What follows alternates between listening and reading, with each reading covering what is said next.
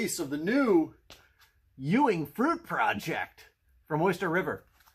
So this is blueberry wine.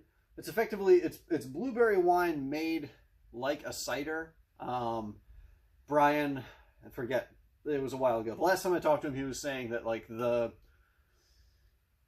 sugar concentration in the juice from blueberries and the tannin that it has from the skins and everything is actually really more similar to apple cider, like, you know, Norman style, like not sweet English, whatever.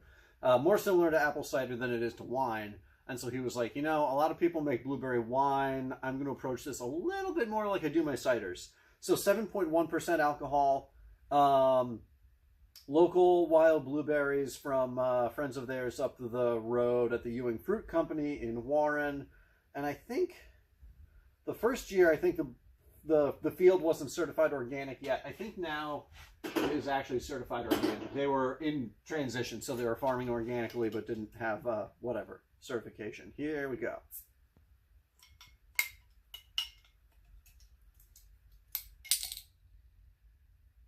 Wow. I got a chance to taste this in the autumn. Oh man, look at that. Look at the fizz around the top of this. It's super fine. Look at that color. Wow. Oh my God, wow. Okay.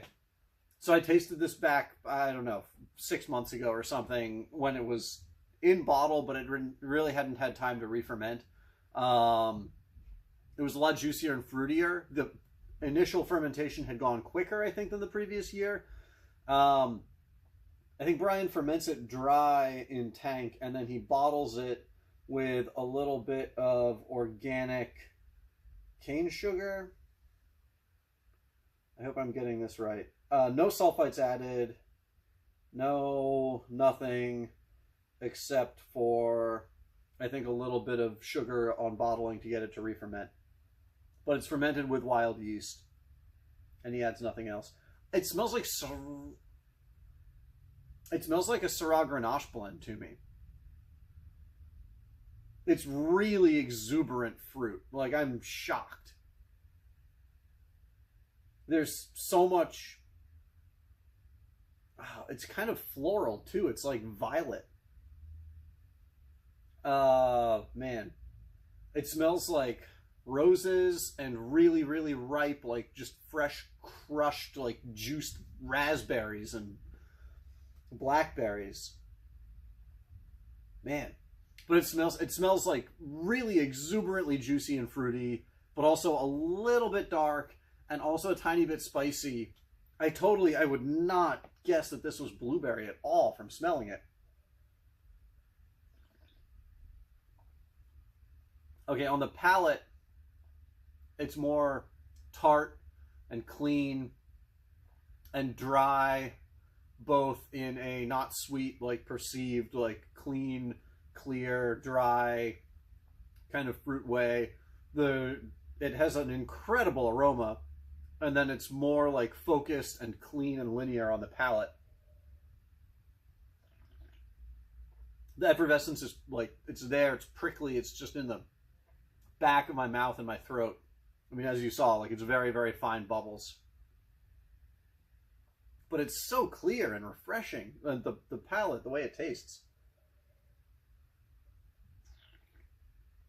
Wow. Jeez. I mean, it tastes like eating flowers.